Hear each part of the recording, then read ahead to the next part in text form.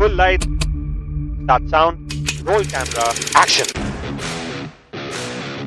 The year was 1954.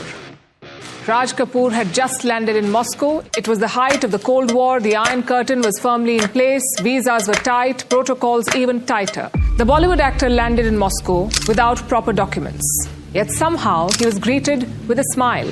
The officers just let him go. So Raj Kapoor stepped out of the airport unsure of what to expect. He was waiting for a taxi when it happened. A crowd started to gather. People began pointing, calling out his name. They were ecstatic, and soon the mob surged. When the taxi finally arrived, his fans were all around it. Some accounts say fans lifted the car onto their shoulders. Such was the craze for Avara, a film that had released in India in 1951. It had struck a deep emotional chord across the Soviet Union. Avara was the story of a poor young man caught between fate and choice, a theme that resonated with the Soviets. The film sold an estimated 64 million tickets in the USSR, the Soviet Union. It remains the third most watched foreign film in Soviet history. The song Avara Hoon was reportedly played at state banquets. Former Russian President Boris Yeltsin was even heard humming it.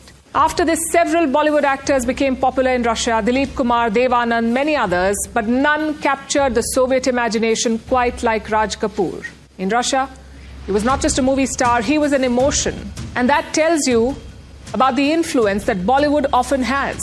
It is one of the largest film industries globally, dominates the Indian box office, making India the third largest movie market in the world. It's the most obvious example of India's soft power.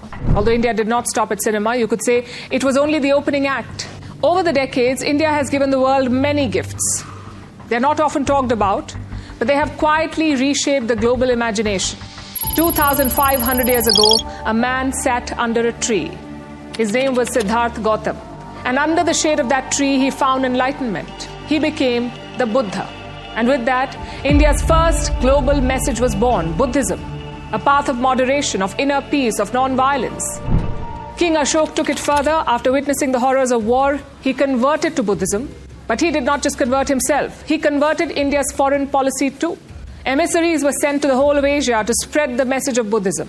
They carried with them scrolls, sutras, and stories. Buddhist art, sculpture, and temples took over. It became the world's first global religion, yet its roots were here in India. Today, Buddhism is the world's fourth largest religion. But every path leads back to that one Bodhi tree in Bihar. And then there's the other tree that India gave to the world, the tree of practice. Yog, or yoga as many call it. The word yog derives its origins from Sanskrit. It is thousands of years old. Lord Shiva is seen as the first yogi or Adi Yogi. History shows yoga existed in the pre-Vedic period. There's physical evidence of that, even from the Indus Valley civilization. But it really became prominent in the Vedic period. Yoga finds mention in ancient texts, the Vedas and Upanishads. And no, it was never really about flexibility. Yoga was seen as a system to unify the body and the mind, harmonizing oneself with the universe. By the 20th century, spiritual ambassadors brought it to the West. Initially, it was ridiculed as contortionist nonsense. But today, 300 million people practice it daily. It is taught in schools across the globe. It is practiced by athletes, celebrities, and CEOs swear by it. There are countless YouTube tutorials. The United Nations now celebrates June 21st as International Yoga Day.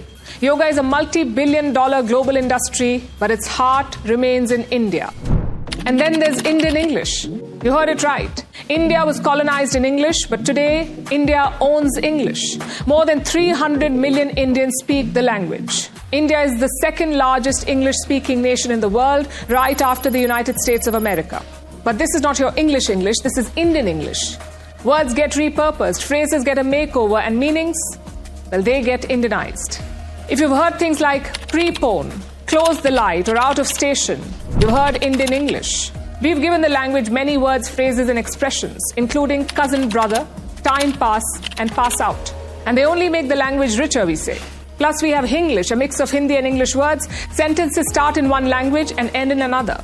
There are no grammar rules. English is the language of the youth, the streets, the internet, and now even brands, politicians, and movies. And mind you, this is not broken English. This is a collision of cultures. And whether the world likes it or not, it's here to stay because so many of us are speaking it. Next on our list is science and technology. It's often portrayed as a playground for the West. But remember, zero came from India, so did the decimal system.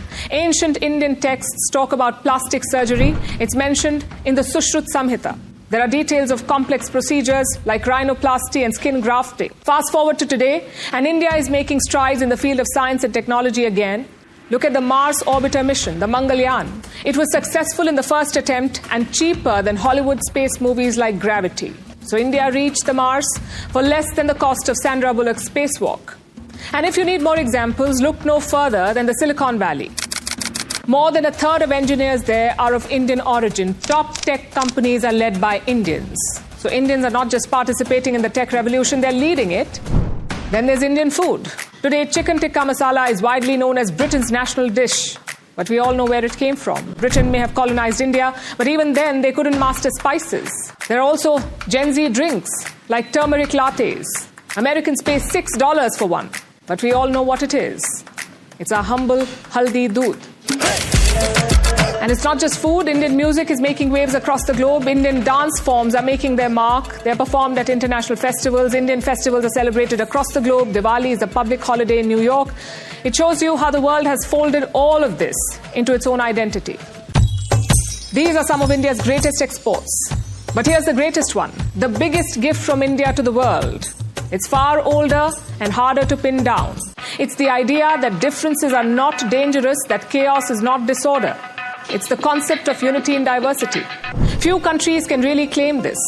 22 official languages, 1,600 dialects, 8 major religions, all coexisting for centuries. Diversity is not a challenge in India, it is part of our DNA. There is no single version of Indian culture, because there are 1,000, and yet it works. India did not invent inclusion, but it practiced and aced it before the West even found the word for it. And that idea, that differences are not dangerous, is beautiful. It's a gift that the world is just beginning to understand and appreciate. Of course, it hasn't been perfect, but it has prevailed. It has evolved. And the West is just waking up to it. They talk about diversity, equity, and inclusion, DEI. That's what it is called. Guess what? We wrote it into our constitution back in 1950. We had reservations for the marginalized, schemes for those historically wronged, DEI policies tailored to language, region, and history. India has a long legacy of social equity movements. Today, up to 50% of seats in public universities and government jobs are reserved. Article 15 bans discrimination on the basis of religion, race, caste, sex, or place of birth. Article 16 guarantees equal opportunity in public employment. In 1993, India set up the National Commission for Backward Classes. In 2021, it passed the OBC bill with near unanimous support. India mandates quotas for women in village councils. More than 1.4 million women hold elected positions at the grassroots levels. And the focus is not just on gender or caste, it's also on tribes, language, religion, even on specific regions. Because India knows this. Inclusion is not a trend, it's the way a country moves forward.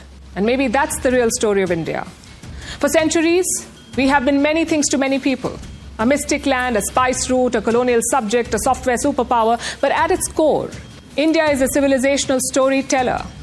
And it has given the world so much: numbers, knowledge, stories, and systems. And yet we never brand it. We don't put flags on ideas. We don't ask for credit. Buddhism is now Asian, yoga is global, zero is for the world to use, diversity is a buzzword. Because real influence does not need a stamp. It moves quietly, it travels far. Some call it soft power, we call it what it is: India's enduring influence.